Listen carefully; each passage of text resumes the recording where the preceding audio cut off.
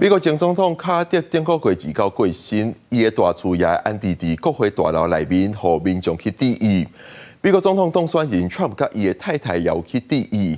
不过，之前拜登宣布美国宣布降半旗哀悼30天，拄好拄到 Trump 1月20日的就职典礼 ，Trump 也是真不满。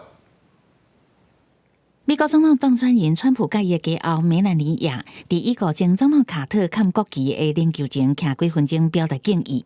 卡特伫旧年12月29过身，享受100岁。伊的灵柩伫初七登去伊离开44年的华府，设伫国会大楼，互各界悼念。这是拜登宣布全美国降半旗致哀30天，拄到川普伫20日的就职典礼，到时阵可能会出现全国哀悼的场面，加喜庆的典礼甲做伙，引起川普伫家己的社群媒体讲出伊的不满，讲民主党因为安尼偷偷欢喜，讲民主党实在无爱国。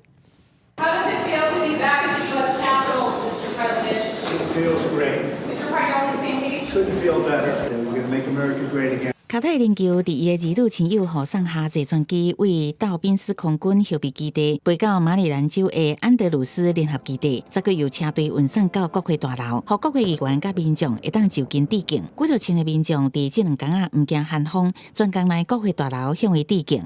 President Carter was the first person I ever voted for. I don't remember his presidency. I was too young at the time. I remember he wasn't necessarily looked on as the best president when I was growing up. 卡特连续3天的国葬天数开始，伊的告别式会伫当地时间初9伫华府国家大教堂举行。现任总统拜登会为同款是民主党的卡特致悼文，另外克林顿、小布希、奥巴马这个前总统甲川普拢会出席。